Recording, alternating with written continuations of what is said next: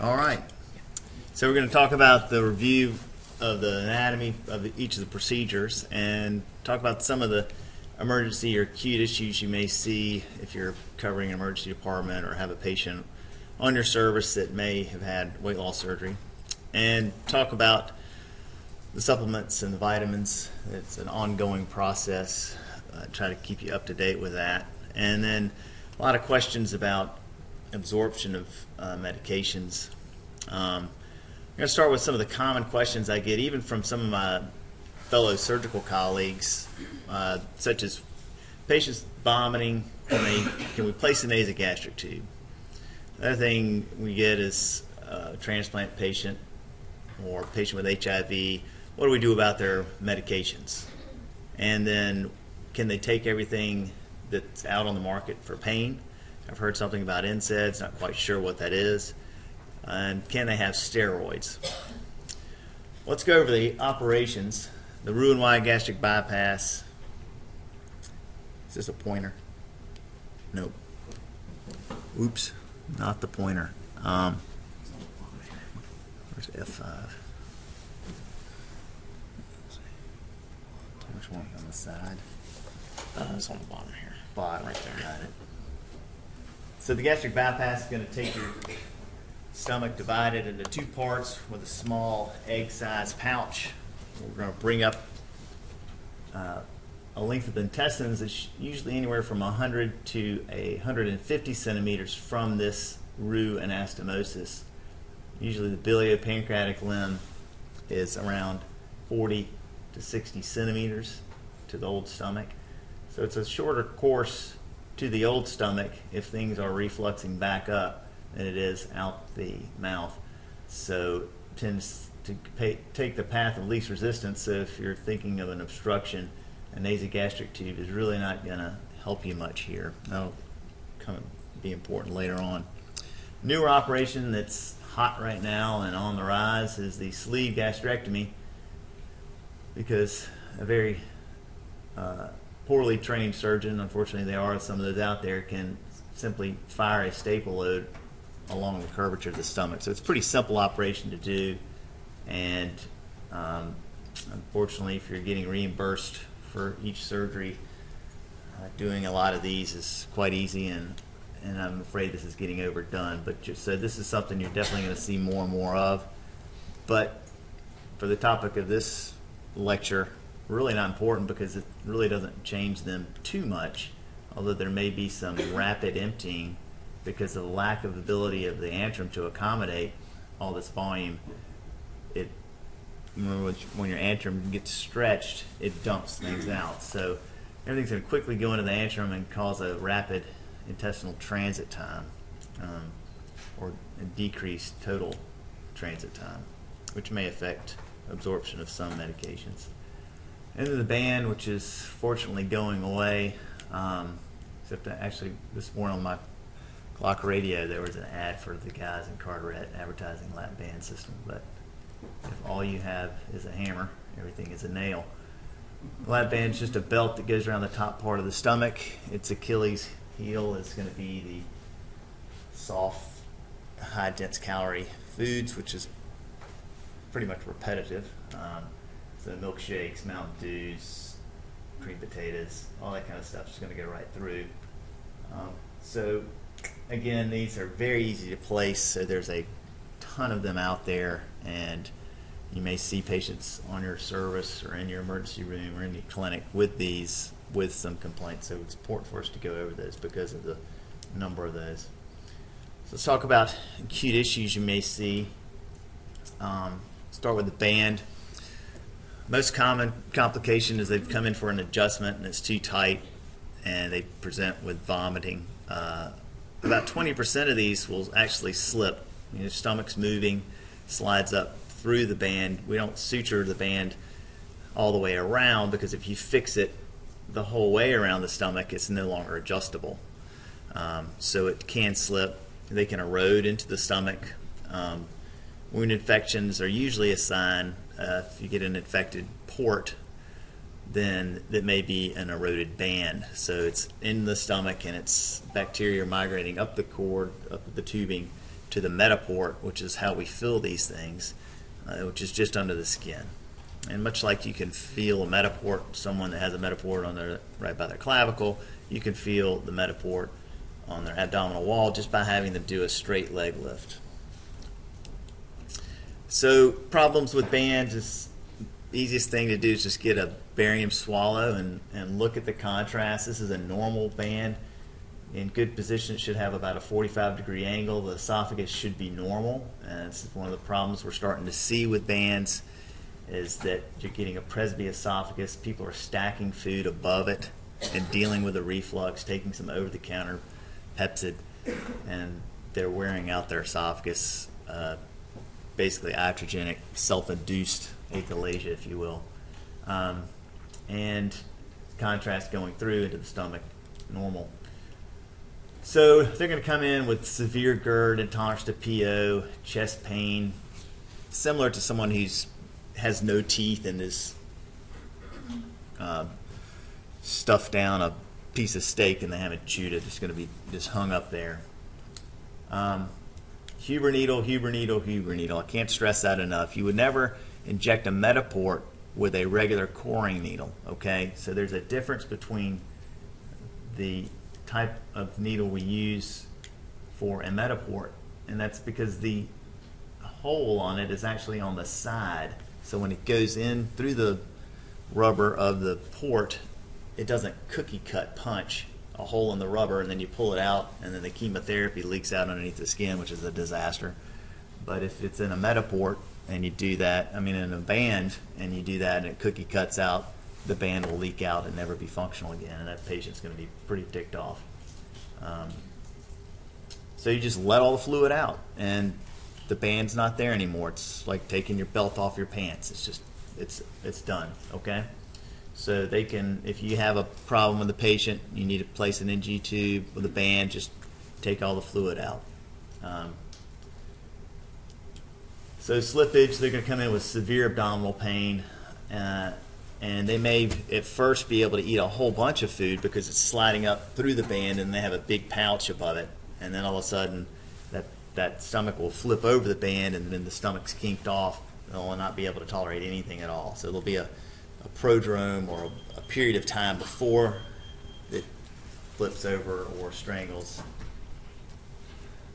And here you can see the normal band position, however, it's slightly more angular, and there's a big pouch above it with food particles in it.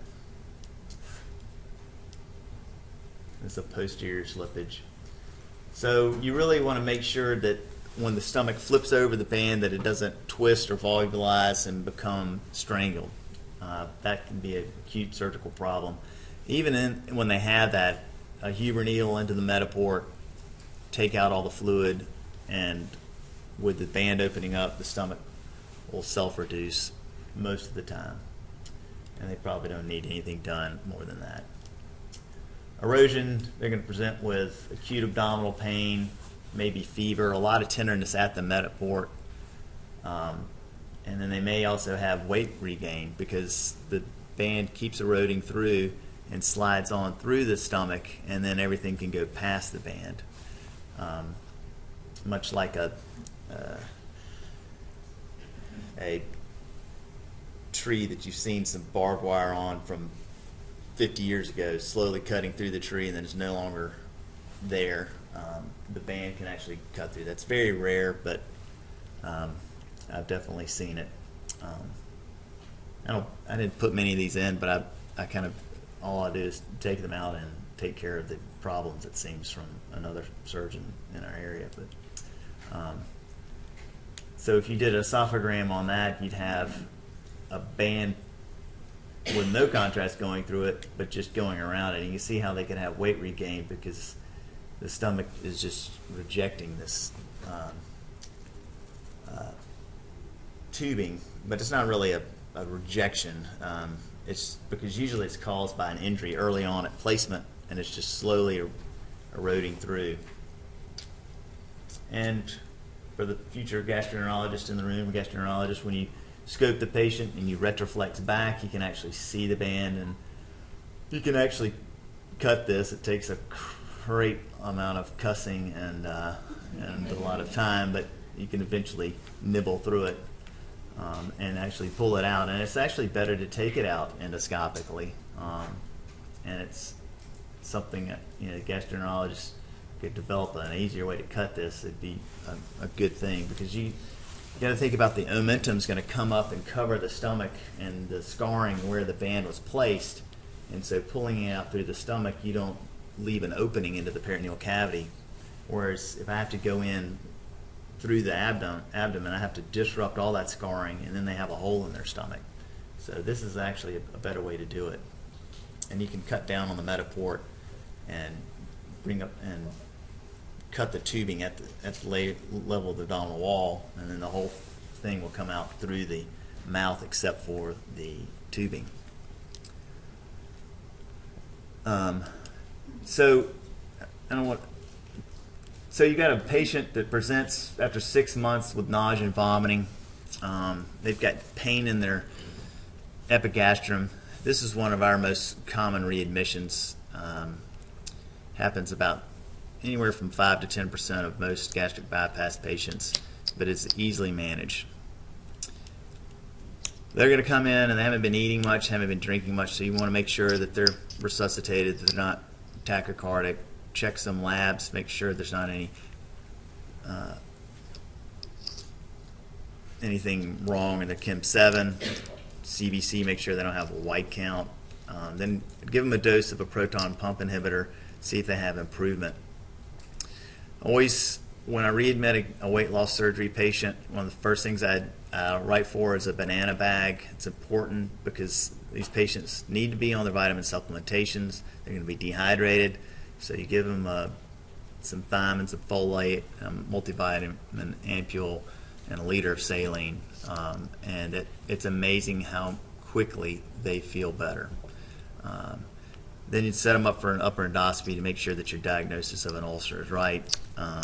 If not, you may want to get an upper GI to see if there's any kind of problems with obstruction later down. So this is a really bad ulcer, and preparing this talk, it's for surgeons who do this all the time. Risk is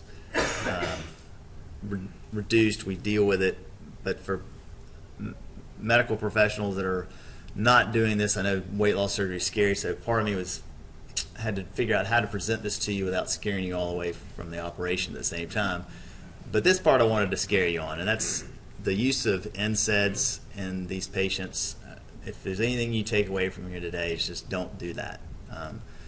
It's such a common drug. It's over the counter, and patients will come in with horrific ulcers. And smoking, stress, or this is me taking care of ulcer patients, prednisone, and Motrin. That's just, I hate it. But sometimes you need it. Don't need this. Sometimes you can't avoid that. Definitely sometimes need this. And I'll talk about what we can do to find a nice compromise. So these patients will usually be admitted with a severe ulcer that's not responsive to outpatient therapy. Most of these, 90% of them, come in with these symptoms, start them on some Carafate, proton pump inhibitor, and they do fine. But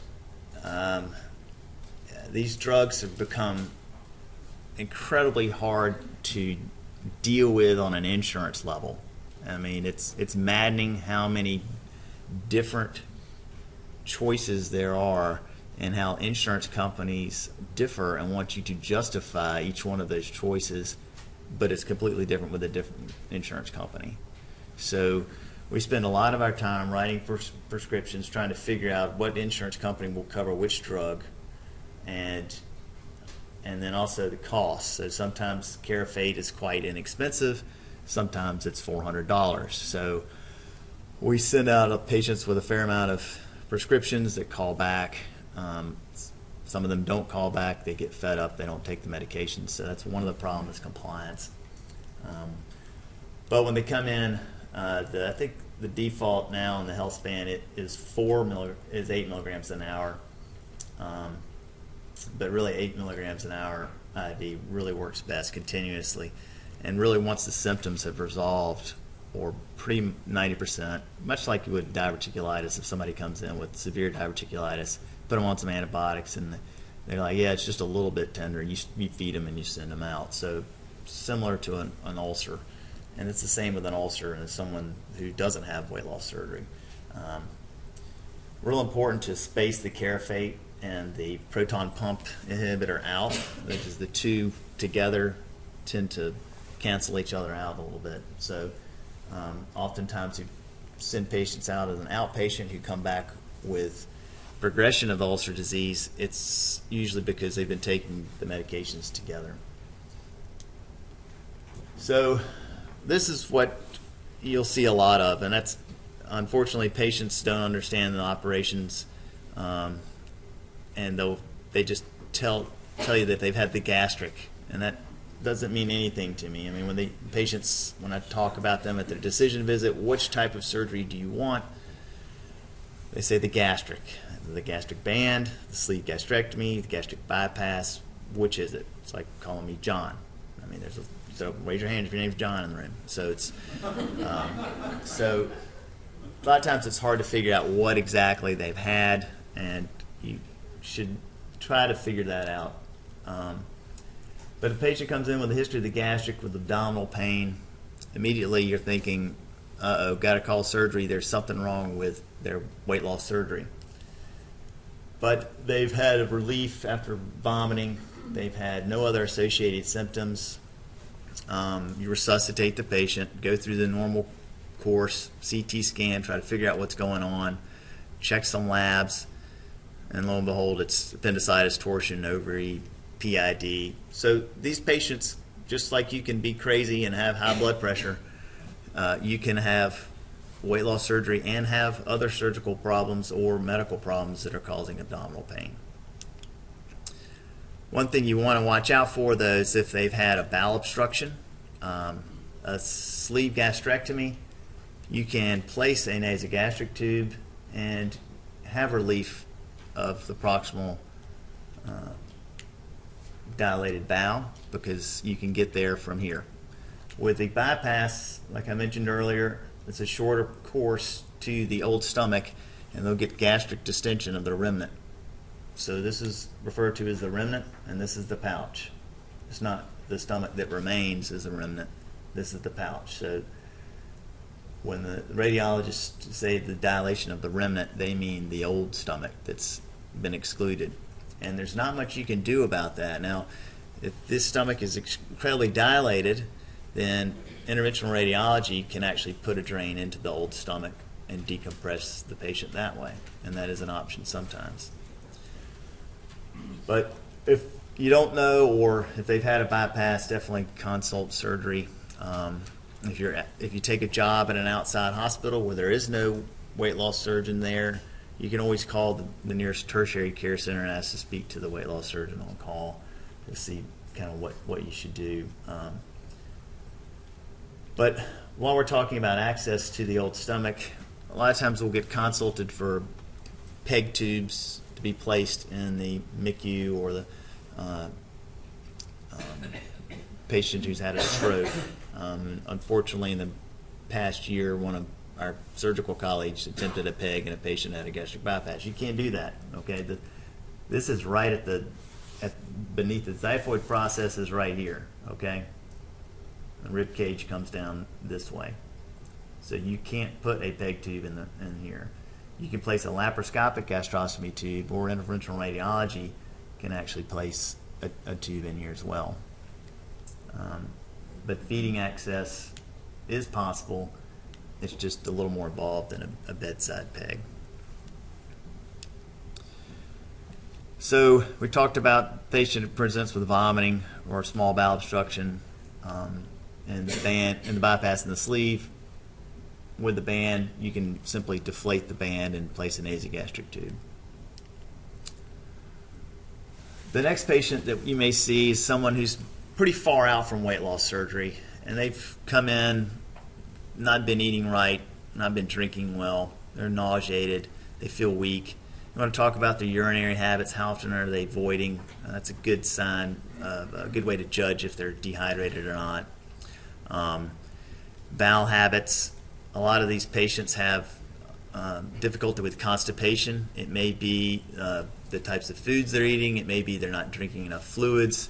It may be that we do a partial vagotomy when we divide the stomach, and it may have some type of disruption of the myenteric plexus. But it's an ongoing problem. And all these issues here can all be related to just being backed up and needing to have a bowel movement. But you always want to ask, are they taking their vitamins and supplements? Because what you don't want to miss is some type of vitamin deficiency or supplemental deficiency that's causing a chronic problem. And a chronic problem with a vitamin supplement or deficiency of a supplement, it can be very difficult to replace. It's a slow process of getting out of the system, and it's a difficult and slow process to get back into the system. And I'm going to segue into vitamin supplementation. So we mentioned banana bags, thiamin, folic acid, multivitamin, and some magnesium sulfate. And usually if you give that, it's going to fix the patient up pretty quickly and resuscitate them at the same time. What we do in our weight loss surgery clinic is we try to see our patients, and are actually required by insurance companies in order to maintain the centers of excellence, is to see our patients annually for 5 years. But you all know that better than I, that patients just don't do that. It's hard to keep them following up. And so this is great for you all to hear this so that you can take this into your practice if they don't come back annually. There are a few practices in the outlying community that we work closely with that have learned this and do a great job, and there's others that we're still working to educate. But this is recommended by the Endocrine Society. So this isn't the surgeons doing this, but we check all this preoperatively. CBC, LFTs, electrolytes, iron levels, B12, folate. Vitamin D isn't on here, but we check vitamin D. Oh yeah, it is right there. Parathyroid, albumins. We do check albumin. It's amazing how many obese patients are malnourished. And it's just because the types of foods they're eating don't do anything but put fat on you. Bone mineral density studies really should do a better job of doing this one. And vitamin B1 is not a lot of good studies on that, but we definitely see deficiencies in that. We follow most of these first ones. We also check hemoglobin A1Cs if they're diabetics. We check these every 3 months for the first year, and then annually thereafter. Supplements, what we recommend, and always changing, and when we started doing this 10 years ago, we've added more vitamin D, more B12. We switched from calcium carbonate to calcium citrate. So this will continue to change as we learn more and more about vitamin deficiencies and how to better fine-tune the weight loss surgery patient. In general, we want vitamin D of around 1,600 to 2,000 international units daily, calcium supplement in the form of calcium citrate, not carbonate, around 1,600 milligrams a day. 1 to 2 multivitamins. I mean, multivitamins they're just so varied that we just want patients that are going to be compliant. So whichever one they want, 1 to 2 is the best. But these multivitamins don't contain enough, so you have to supplement the supplements with vitamin D, calcium, some iron, and B12. B12 is great. Comes in every form known to man: nasal, dissolvable things on your tongue, capsules, tablets. A lot of times patients want the primary care doctors to give them an IM injection about every 3 weeks. Insurance will pay for that, and it's easier for them to do. It's amazing, and you all probably know this better than I do, how deficient our society is in vitamin D. And when we get these baseline labs on these morbidly obese patients, they come in with the deficiency. So we're trying to tune them up for surgery, replacing vitamin D levels, getting them started on a multivitamin, getting them into the habit of taking these supplements. Iron supplements, again, the multivitamin just doesn't cut it. Menstruating females definitely need to have supplementation in an elemental form. You need to identify anemia in men as well before surgery. These men are going to need it after surgery as well. And it can often be a difficult problem to fix with anemia after weight loss surgery. It's important to add vitamin C to help with the absorption. As far as the B vitamin complexes, really have to watch out for Wernicke's encephalopathy. Patients that come in with excessive vomiting. Dehydration is a vicious cycle. The more dehydrated you become, the more nauseated you become. So you quit drinking fluids. So patients quit eating, vomiting, not taking enough fluids in, they're not going to take their vitamins if they're doing all this. So it can come in a chronic problem. And so, again, the banana bags can help boost that up quickly, and you may need to start replacing it. And it'll take a while to get it back in their system once they've lost it. Folate can be a problem, but not necessarily in America. We tend to fortify a lot of our foods with folate, so it's really unusual to have a folate deficiency in our weight loss surgery patients. B12 levels, it's up to 1/3 of our patients can come in with a deficiency, and I've noticed just anecdotally that patients will come in with a normal B12 level and they'll be describing feeling run down. Their CBC will look normal, and they're exercising, they're eating right, they're drinking enough fluids, they're doing everything right, and I'll prescribe an IM injection of B12 and they're like, that did it, and they feel great. And so I'm not quite sure if the B12 level in the blood actually reflects what is actually needed for that particular patient. And that's not all patients, but it's just kind of emphasizes a point throughout this talk, is that there's no real formula. This is a pretty difficult topic to talk about because there's just not a lot of literature on it. But most patients will be fine with just 500 micrograms daily of B12. Vitamin D, really already hit this, but the one thing that's interesting that I found on this article is that, it's kind of a no-duh thing, is that potential explanations for these vitamin D deficiency morbidly obese patients is, they don't like going out.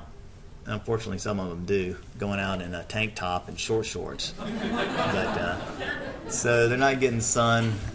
We're terrified of skin cancer now. There's no more baby oil and copper tone being splashed on you. It's all about covering up to go to the beach. We're sitting in a dark room when it's beautiful outside. So the vitamin D deficiency is, pretty much the majority of this room, unless you're taking vitamin D, you're vitamin D deficient. So you're starting out behind the 8 ball, and so it's kind of unfair to say that the weight loss surgery is causing it, because a lot of these patients have it up front. But it can be challenging to replace it, so it's important to follow it. So we'll replace it, and then if it comes back deficiency again, 50,000 international units, get them tank filled back up, and then you want to probably double their maintenance. Iron, but routine multivitamin supplementation does not appear to be sufficient. In most cases, supplemental iron is necessary if they require it. Calcium, calcium citrate, not calcium carbonate. Elevated parathyroid hormone are pretty common, up to 30% in Roux-en-Y gastric bypass. It's unclear if it differs significantly from baseline. So we really need some good prospective studies on all these supplements where we take patients, really study all these vitamins levels in patients, perform procedures, put them on supplements, and see if something really changes. But we definitely have seen levels of bone turnover and decreased bone mass in some of the patients that have been studied after the fact, after they've had weight loss surgery, and then you look at them. So it's not really neat, and this is something Dr. Cook really is interested in, and hopefully when we start getting more patients, we can start getting them into that research project that she's working on. But we don't know if there's really associated fracture rate with this. There are some case reports. Unfortunately, longitudinal assessment of bariatric surgery patients project that ECU is involved with, it's several institutions. When we started looking at fractures, it was very difficult to figure out, okay, was this a pathological fracture, or was this from mineral deficiency, or was this from being 80 years old and had your weight loss surgery when you're 50 and you fell down the stairs, which is what 80-year-old people can do. So the data was just inconclusive. We really couldn't even present it because it was just not good data. The BOLD, which is another database that Centers of Excellence are required, just doesn't even have anything on fractures, unfortunately. So really need a good prospective study where we take patients before surgery, do DEXA scans, PTH, look at the bone turnover markers, and then follow them for several years. And to illustrate the complexity of calcium, there is just all kinds of things going on with calcium and bone turnover, osteoclast, osteoblast. Well, with the diabetes, we're always talking about ghrelin and GLP-1, and then you got the adipose tissues that may be acting on bone formation.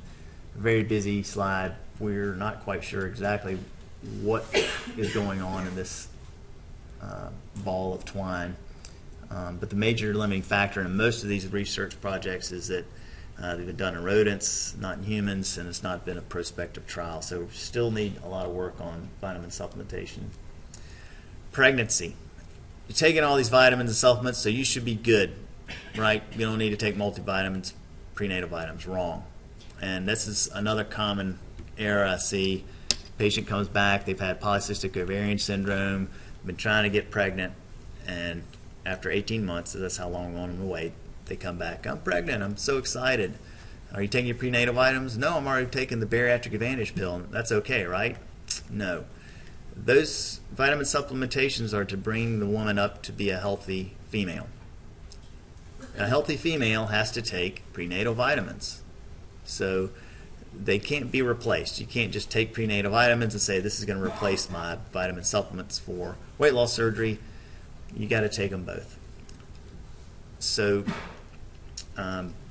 in doing so, you can get pregnant, you can have a healthy baby, you can maintain your weight, and you're not going to balloon out again. So weight loss surgery is not prohibitive for having children. So what are types of the deficiencies that we may see? Protein malnutrition come in, decreased muscle mass, thinning of hair. I guess I got to eat some protein. But vitamin D, they can come in with hypocalcemia, cramping, metabolic bone problems. B12, pernicious anemia, depressions, feeling tired, run down. That's usually one of the most common things I would see. Folic acid, not seeing a lot of that, but presents with microcytic anemia, iron deficiency anemia, and vitamin A and zinc. Sometimes we'll see people come in with skin problems. So a patient that I saw, I've seen probably one skin problem that was a manifestation of vitamin deficiency. This was a patient Dr. Porres did, one of his first teenage weight loss surgery patients. She came back, finally kind of reappeared on the radar about 15 years out, and never taken her vitamin supplements, and had thin hair, had a lot of dermatological problems. Got her back in the system. It took months. Eventually the skin problems went away and the hair came back. But really important, because we have issues with compliance and patients coming back. This venue is great to educate more physicians to capture this knowledge and use it on our patients. So let's talk about medications. are these Frankensteins? Do they need different types of medications, absorption? So in general, our patients after weight loss surgery, the pouch will be swollen. It'll be extra small. They'll be getting used to it. So putting them on extended release metoprolol doesn't work. We've got to put them back on a BID drug that they can crush. If they need diabetes medications afterwards, it needs to be something they can crush. You need to maybe switch them over to some insulin if they weren't on it before, just to get them through the first 6 months where they can take a. After that, they can go to restaurants. They can eat whatever they want that's healthy, and they can take pills, extended release forms. So really, after the 6 months, you don't have to worry about what type of form you give it in. Be careful if you're cutting and pasting in EHR. I know nobody does that, but if you get the HMP from 5 years ago and look at those medications, it's going to be vastly different. Okay. I mean, the goal of this surgery is to get them off of those medications or reduce their doses. So if you're putting them back on their, 100 BID of metoprolol and they're not even on it anymore, you're going to have a bradycardic patient. So be careful with that. So my worst subject in medical school was pharmacology, and I was asked to give this talk. I was kind of dreading it, but P450, okay? So it's the part of your body that breaks down the drugs.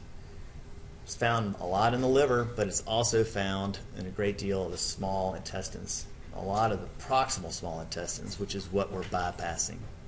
So the concern is that you're bypassing the P450, so you're not going to break down the medication, so you're going to get toxic from these, right? Well, these patients also have fatty liver disease. So the fatty liver, the P450 in the liver, is not working so well.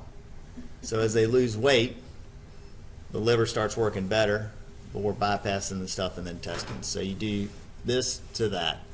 You also, over time, you see an adaptation of the small bowel, right? So if you remember pediatrics, you've got a kid who develops necrotizing enterocolitis. You take out a big chunk of their small bowel. They're on tube feeds for a while, but eventually you get them off of it because their bowel adapts, right? So somebody comes in with an adult with catastrophic small bowel obstruction. We take out part of their intestines. They live on TPN for 6 months to a year, and then eventually we get them off of it. The bowel adapts. So you're going to see initial changes, and then eventually the patient's going to level out. So, but is there a difference in how drugs are metabolized? So this study took 18 subjects that had already had a bypass. So unfortunately, it's not a lot of prospective trials before and after. But then they took age, weight matched, gender matched obese patients, and then also historical controls. And there's the drug cocktail that's used in pharmacology to test pharmacokinetics and pharmacodynamics. And it involves some Robitussin and some Versed and some omeprazole, and some caffeine and some tolbutamine. And they give it little small doses. But they then can draw your blood and figure out what the pharmacokinetics are of it and also pharmacodynamics. And they looked at Lasix, looking at urine, sodium, and how much change you have in the bypass patient compared to an overweight, age, and gender-matched individual. I hope I did a good job explaining that because it's difficult to understand. But the overall exposure and clearance of the oral medications remain similar to matched controls. You do see that they observed a hepatic P450 activity was significantly higher in Roux-en-Y gastric bypass than matched controls. So there you have it. Your fatty liver disease is messing with your drug problems. We fix that, but then we add a little bit of difficulty with the small intestinal P450. But then you have adaptation of the small bowel. So the literature is really lacking in sufficient quantity and quality of these studies for drug metabolism, and really until we have a good prospective study where we take patients before surgery, run these pharmacokinetic, pharmacodynamic studies on them, and then look at them a year and then 2 years afterwards. Can you really, and all drugs are different, all patients' doses are different, but you really have to just watch them, make sure that the drugs are demonstrating efficacy and not toxicity, and then you adjust the medications accordingly, okay? To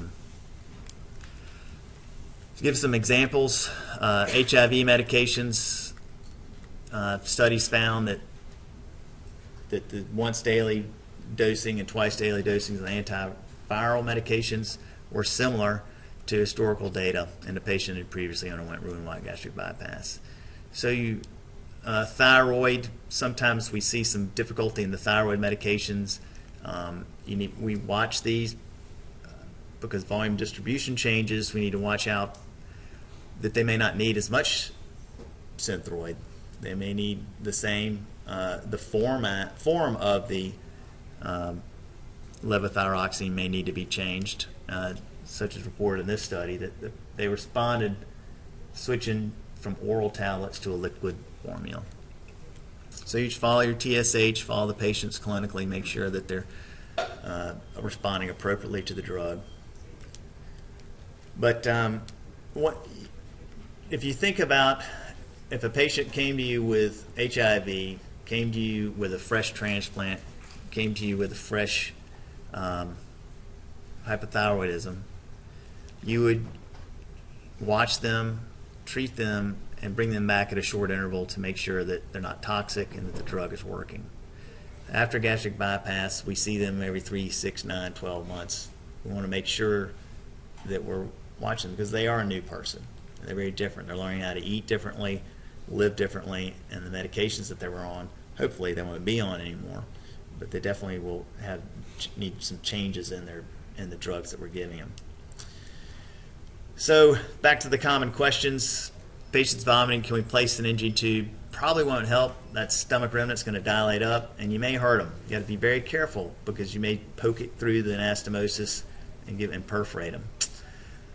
What about their anti-rejection, antiviral medications? You just treat them like they're a fresh transplant or freshly diagnosed with HIV and watch them for the few months, and they should be back to normal.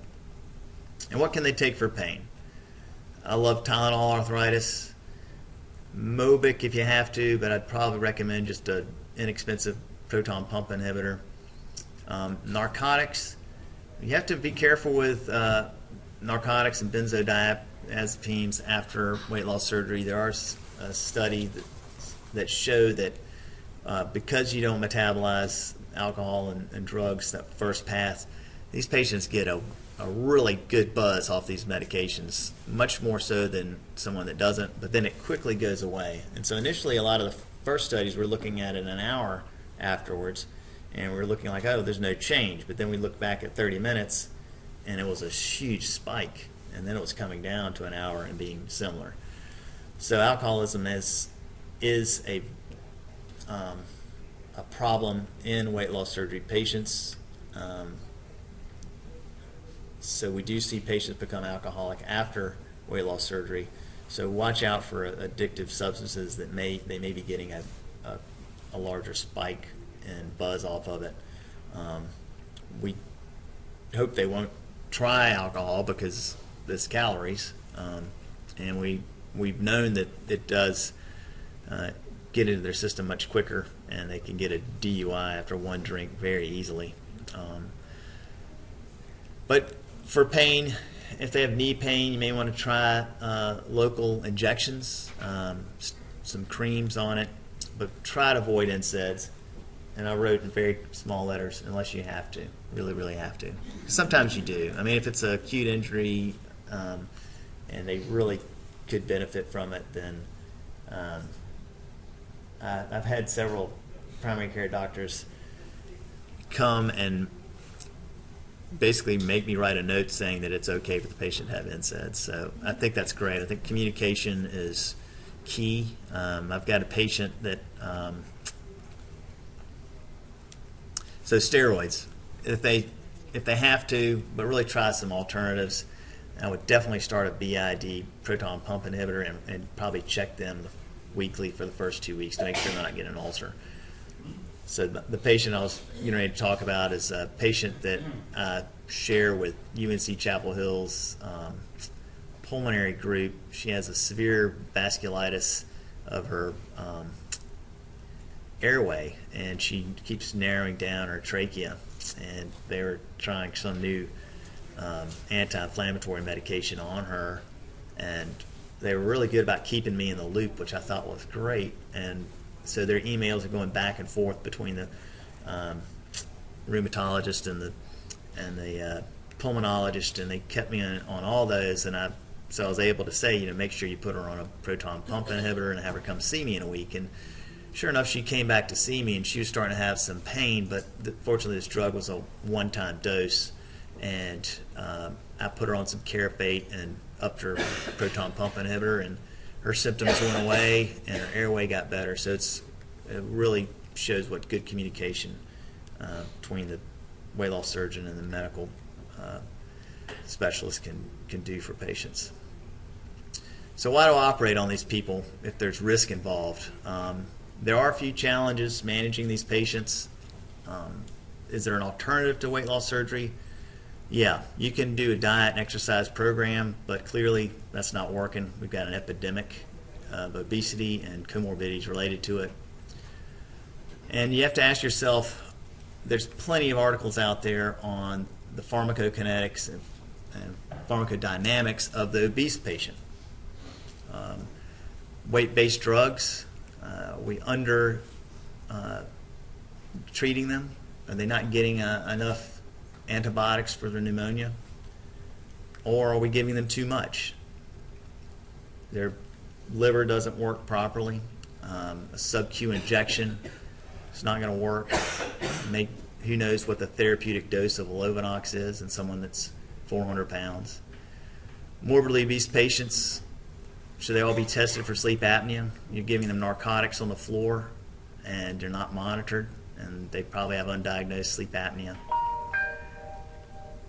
So should the hospital have a protocol where we monitor all patients who meet your stop bang criteria? So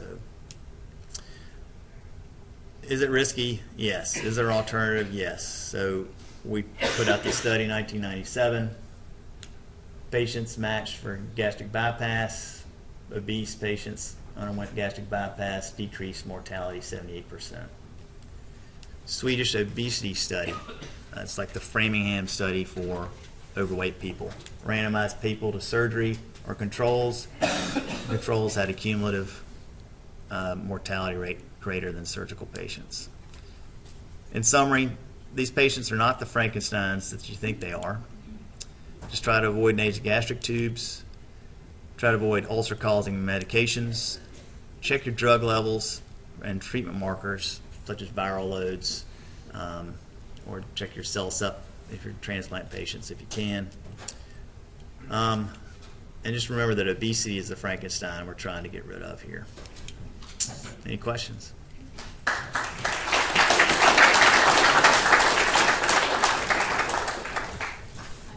John, first question on the comment. If you do the gastric sleeve, what happens? Do you still have the same vitamin issues or not? Well, so they've done studies on transit time, and it's some type of radiological procedure, but basically they can give you a substance and time it, and the transit time is shortened after sleeve in the gut. So it's basically a physiological bypass. So the gastric bypass works because you bypass the duodenum, and we don't know exactly what's going on, but we know it helps. And we're seeing more diabetes remission than you do with a band, and we think it's because you're dumping things and it's just zipping through that area. It's not having enough time to contact with the cells, or you're going down to the hindgut and you're getting a lot of the hindgut stuff like peptide YY that's coming up. So you do have something going on of a metabolic component with the sleeve. So I think until we have good long-term data, I treat them just like a bypass patient. They go on all the same vitamins and supplements. I mean, you're taking a big chunk of the stomach, so you know to lose an intrinsic factor. And if they say it works great for diabetes, well, there's got to be a con to that as well, and I think that's malabsorption. Yeah, on the comment on the B12, so in the neuropathy literature, we know that the B12 level of 250 is definitely wrong. It's got a normal of at least 400. You can double check with methylmalonic acid, how much is going to be one to do it. So I think using the standard they have, they're actually wrong. We should have a higher level. The other problem with a lot of diabetics on metformin, we know metformin decreases B12 absorption and neuropathy associated with exacerbates metformin. Many diabetics are on metformin. So when you check a B12 level and it comes back normal, don't believe it. Right. And homocysteine will help you. You may not want to guess again. Okay. On the NSAID question, why do you pick Mobic over the others?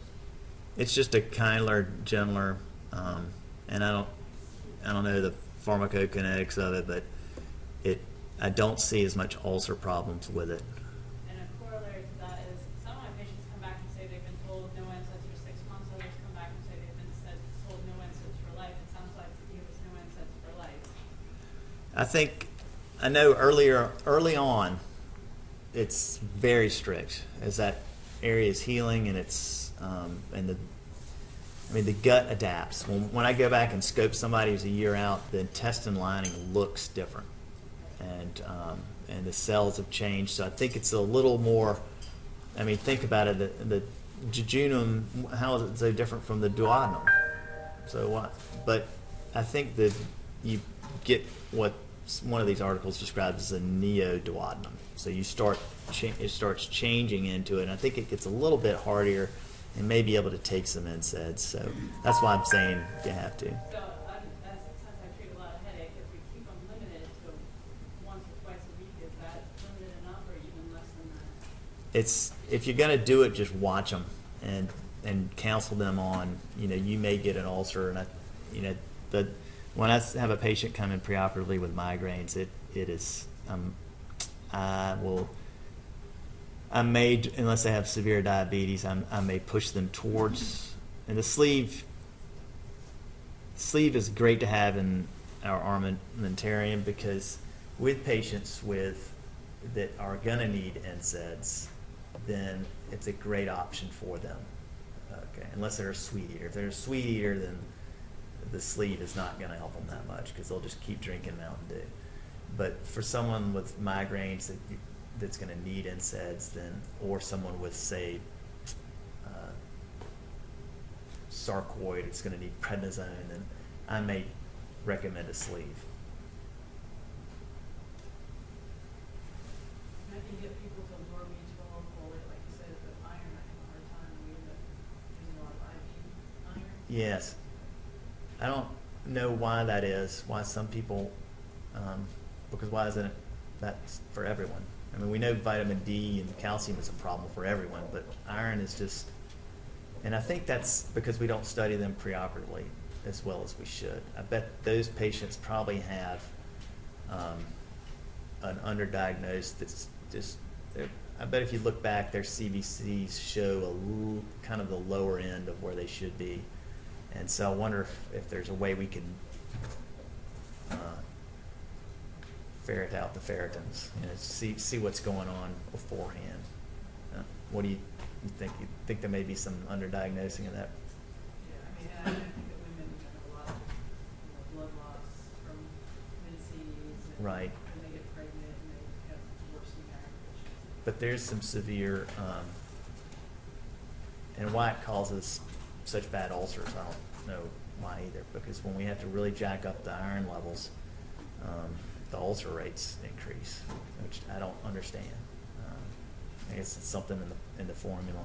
There's also some description of copper deficiency that maybe macrocytic anemia that Right. mimics B12. I mean, I haven't seen a lot of copper levels. The copper, about 2 years ago, that kind of came on the, I think about 2 years ago, everybody started getting interested in these micronutrient deficiencies.